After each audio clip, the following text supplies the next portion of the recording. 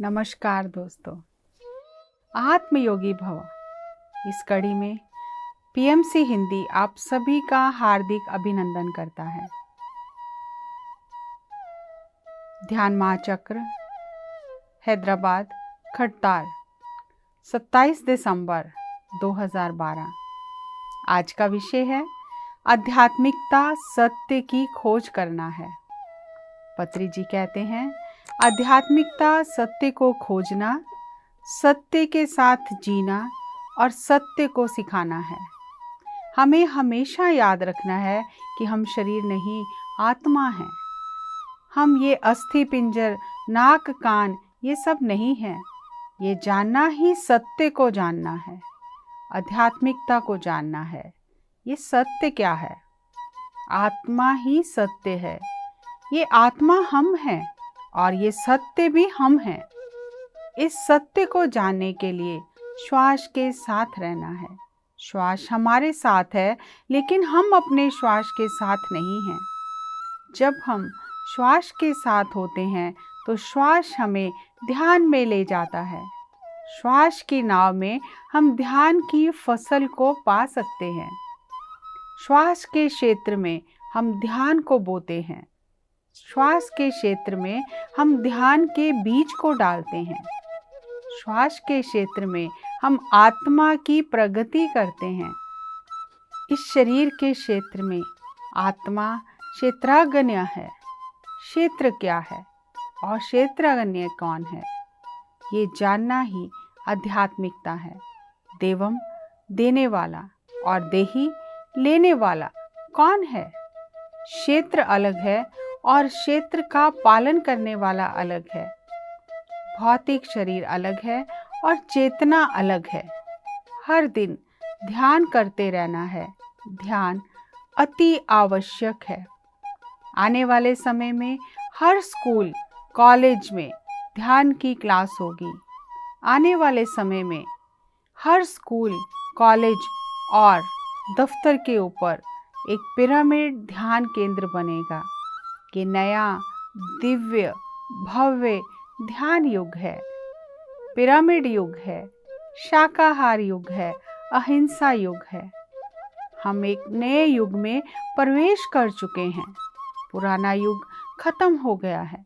21 दिसंबर को हमने उसे विदा कर दिया है। 22 दिसंबर से हम एक नए युग की स्थापना कर रहे हैं। नए युग के 4 दिन हो गए हैं। हम सब नवयुग के प्राणी हैं। इस स्वर्णिम युग की रूपरेखा कैसी है?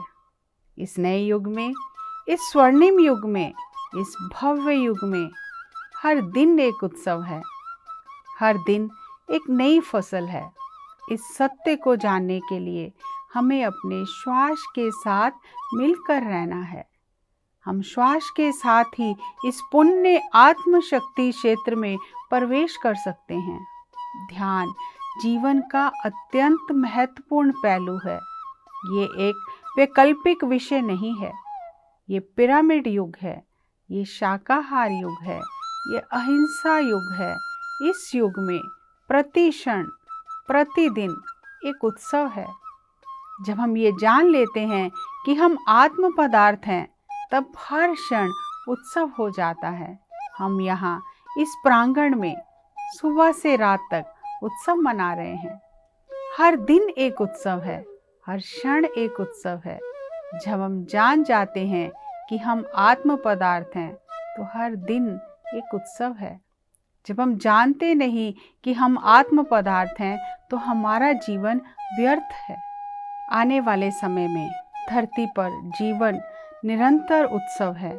हम सब सुबह से लेकर रात तक उत्सव मनाएंगे। इस जगह, इस प्रांगण में जैसे हजारों लोग हैं। आने वाले 10 सालों में पूरी धरती ऐसी ही हो जाएगी।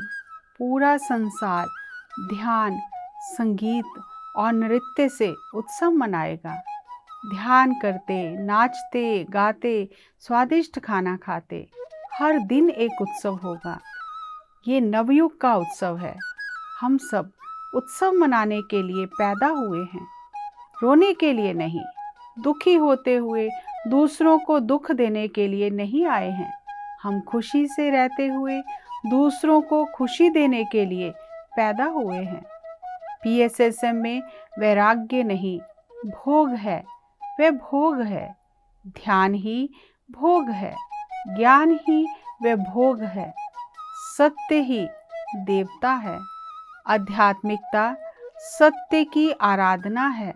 सत्य का प्रचार, सत्य का प्रवचन, यही आध्यात्मिकता है। सत्य क्या है? हम सब भगवान हैं। हम आत्मा हैं। मृत्यु कहीं पर भी नहीं है। शरीर की मृत्यु है, पर आत्मा की मृत्यु नहीं है। शरीर बचपन, प्रौढ़ अवस्था और बुढ़ापे से गुजरकर मृत्यु को प्राप्त होता है, लेकिन आत्मा भूलोक छोड़कर सूक्ष्म शरीर के साथ भुवरलोक में जाती है। भुवरलोक में सूक्ष्म शरीर को छोड़कर कारण शरीर से कारण लोक में जाती है। कारण लोक से जनालोक, महालोक, तपोलोक और फिर सत्यलोक में जाती है। ये आत्मा की अनंत यात्रा है। सूक्ष्म लोक में भोग के साथ जीना, कारण लोक में ज्ञान के साथ जीना और महाकारण लोक में त्रिलोक संचारी होना ही आत्मा की यात्रा है। मरने के बाद हम केवल भौतिक शरीर को ही छोड़ते हैं। जिस प्रकार हम शरीर के वस्त्र बदलते हैं, उसी प्रकार ये सूक्ष्म शरीर आत्मा के वस्त्र हैं। आत्मा इन 3 शरीरों के साथ रहती है, इसलिए आत्मा को त्रिपुर सुंदरी कहते हैं। ये 3 शरीर 3 परतों की तरह हैं। आत्मा ही सत्य है, आत्मा ही शिव है, आत्मा ही सुंदर है। इस त्रिपुर सुंदरी के लिए भूमंडल एक पाठशाला है। खुद को जानने के लिए और परिपक्व होने के लिए आत्मा बार बार धरती पर जन्म लेती है। वासांसि जीर्णानि यथा विहाय नवानि गृह्णाति नरो प्राणी तथा शरीराणि विहाय जीर्णा नैन्यानि संयाति नवानि देहि। जैसे हम शरीर के कपड़े बदलते हैं, उसी प्रकार आत्मा एक शरीर को छोड़कर दूसरा शरीर धारण करती है। आत्मा के लिए मृत्यु तो है ही नहीं, फिर हम मृत्यु को लेकर इतने गंभीर क्यों हैं? हम अपने अज्ञान और मूर्खता के कारण रोते हैं। हम सदा सदा के लिए हैं। आत्मा से सब सृष्टि होती है। हम अनंत चेतना हैं। प्रकृति पुरुष से आई है और फिर प्रकृति पुरुष में विलीन होती है। 1 से 2 हो जाते हैं। जो आध्यात्मिक शास्त्र को पढ़ता है, वही आध्यात्मिक ज्ञान प्राप्त करता है। जो आध्यात्मिक शास्त्र को नहीं पढ़ता, उसे आध्यात्मिक विज्ञान नहीं मिलता। सभी पिरामिड मास्टर आध्यात्मिक शास्त्र के विद्यार्थी और प्रोफेसर हैं। आध्यात्मिक शास्त्र के शिक्षक हैं। रसायन शास्त्र, जीव शास्त्र, अन्य सभी शास्त्र की तरह आध्यात्मिक शास्त्र भी अद्भुत शास्त्र है। अनंत आध्यात्मिक शास्त्रवेता हैं। रिचर्ड बाक, ओशो, स्वामी रामा, परमहंस योगानंद, सिल्विया ब्राउन, हमें सबसे सीखना है। आध्यात्मिक शास्त्र को पढ़े बिना आध्यात्मिक विज्ञान समझ नहीं आता। यदि हम शास्त्र नहीं पढ़ते तो आध्यात्मिक विज्ञान समझ नहीं आएगा। भूमंडल में अनगिनत आध्यात्मिक वैज्ञानिक हैं। हमें सबसे सीखना है। प्रतिदिन 1 घंटा ध्यान, 1 घंटा सज्जन सांगत्य, दूसरों के अनुभव सुने और 1 घंटा स्वाध्याय करें।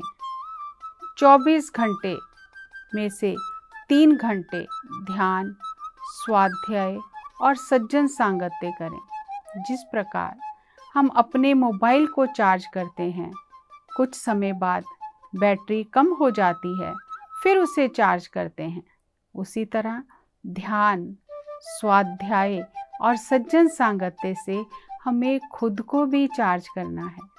प्रतिदिन स्वयं को 3 घंटे देने हैं। 3 घंटे स्वयं को चार्ज किया तो 21 घंटे काम कर सकते हैं। आनंद में, उत्साह से शक्तिवान जीवन जी सकते हैं।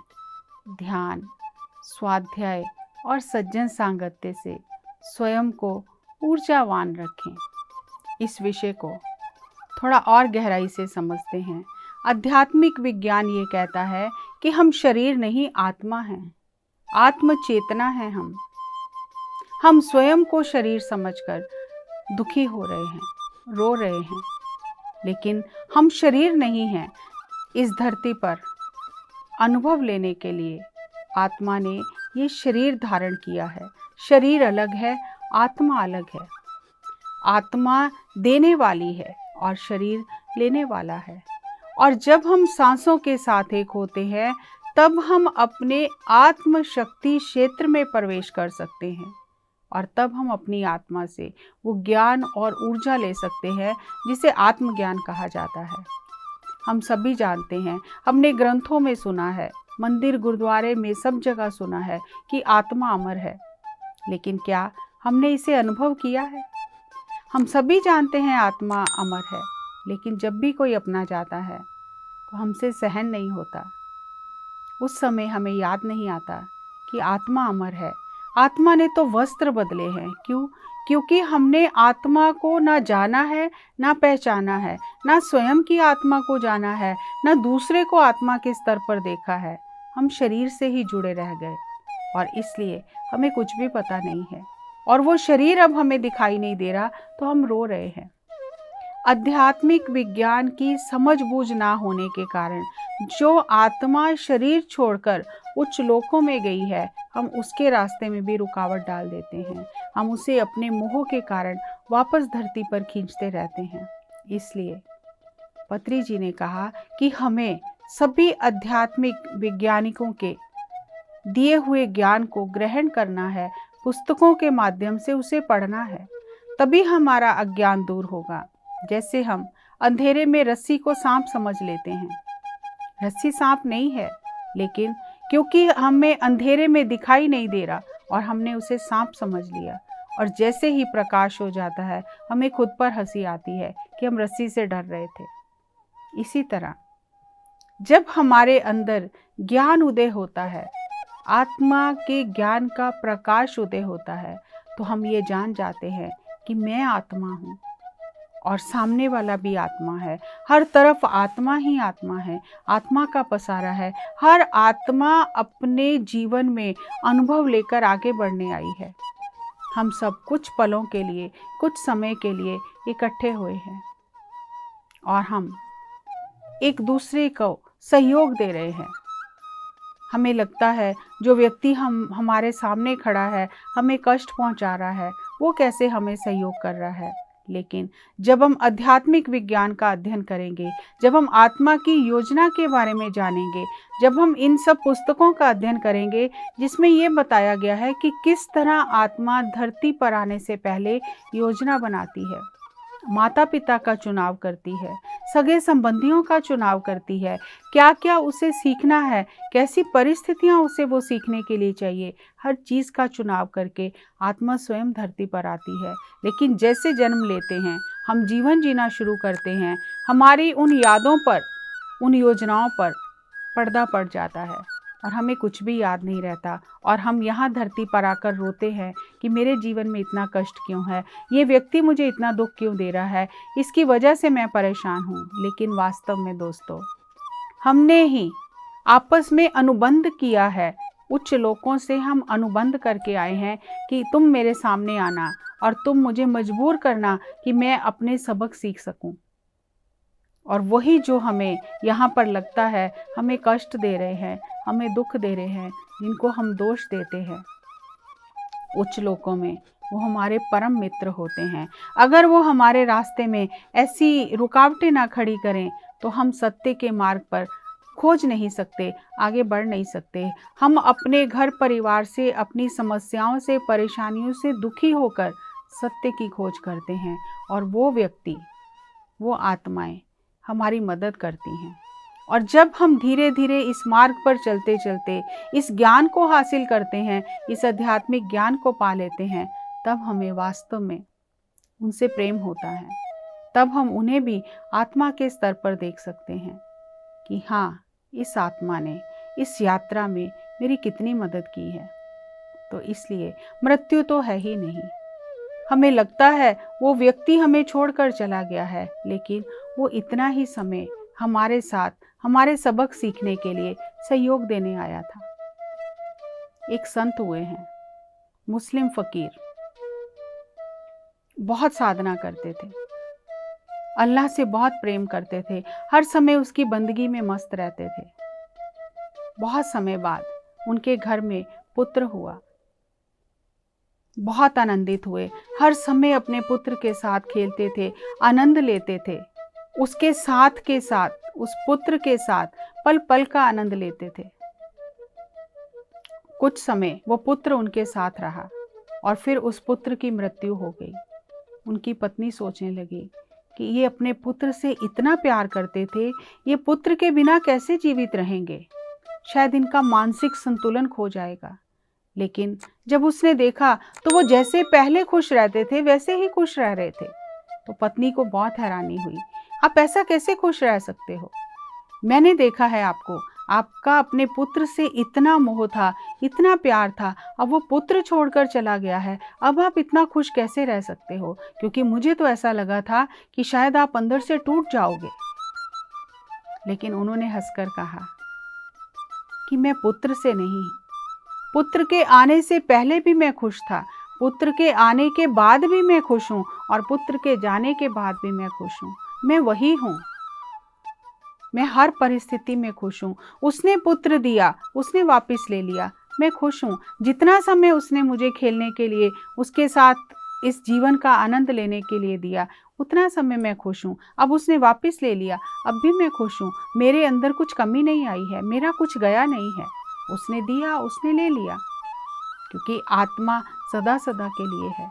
और ऐसी स्थिति, ऐसी आत्मज्ञान की स्थिति हम तभी पा सकते हैं जब हम निरंतर ध्यान करते हैं।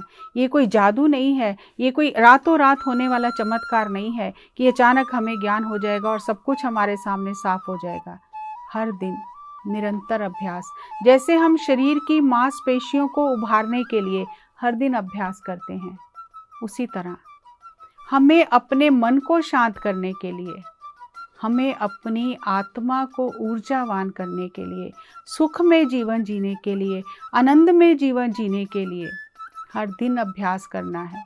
अपनी भावनाओं को कैसे नियंत्रण में रखना है और अपनी ऊर्जा को किस तरह हमें दिशा निर्देश देना है, हमें हर समय इस बात का अभ्यास करना है। और करत करत अभ्यास के जड़मती होत सुजान, रसरी आवत जात ते सिल पर पड़त निशान। जब बार बार रस्सी एक ही जगह पर घूमती है तो पत्थर पर भी निशान पड़ जाते हैं। और प्रतिदिन अभ्यास करने से हम भी उस कार्य में निपुण हो जाते हैं। हर दिन, हर आत्मा के लिए, हर व्यक्ति के लिए अभ्यास, ध्यान अभ्यास अत्यंत आवश्यक है। ध्यान करने से मन शांत होता है, बुद्धि विकसित होती है, आत्मा ऊर्जावान होती है। आत्मा से हमें ज्ञान और प्रकाश मिलता है, हमारी अंतर प्रज्ञा जागृत होती है, हमें अपने अंदर आत्मा की आवाज़ सुनाई देने लगती है। और यही तो चाहिए, क्योंकि जैसे जीवन में परिस्थितियां बदलती हैं, उसी तरह हमें अपने अंदर से उन परिस्थितियों के अनुसार मार्गदर्शन मिलता है। इसलिए ध्यान, स्वाध्याय और सज्जन सांगत्य जीवन में अत्यंत आवश्यक है। और सज्जन सांगत्य जो है उसका तो ध्यान और स्वाध्याय से भी ज़्यादा महत्व है, क्योंकि जिस तरह सूर्यमुखी का फूल होता है, वो सूर्य से ऊर्जा लेता है, प्रकाश लेता है, जिधर जिधर सूर्य घूमता है वो फूल उधर ही घूमता है। लेकिन जब बादल होते हैं, जब सूर्य नहीं होता, तब वो किससे ऊर्जा लेता है? तो प्रकृति हमें कितना सुंदर संदेश देती है। तब वो सूर्यमुखी के फूल एक दूसरे की ओर मुँह कर लेते हैं और एक दूसरे से ऊर्जा लेते हैं। सज्जन सांगत्य का यही महत्व है। जब हम ध्यान नहीं कर पा रहे, स्वाध्याय भी नहीं कर पा रहे, अपनी परिस्थितियों में उलझ गए हैं, तो सज्जन सांगत्य हमें उन परिस्थितियों से, उन चुनौतियों से बाहर निकलने का मार्ग दिखाता है। इसलिए ध्यान, स्वाध्याय, सज्जन सांगत्य करते रहें, स्वयं को ऊर्जावान रखें, अपने शरीर को, आत्मा को, मन को हमेशा चार्ज करें। अगली कड़ी में एक नए विषय के साथ फिर आपसे मुलाकात होगी। तब तक नमस्कार, धन्यवाद।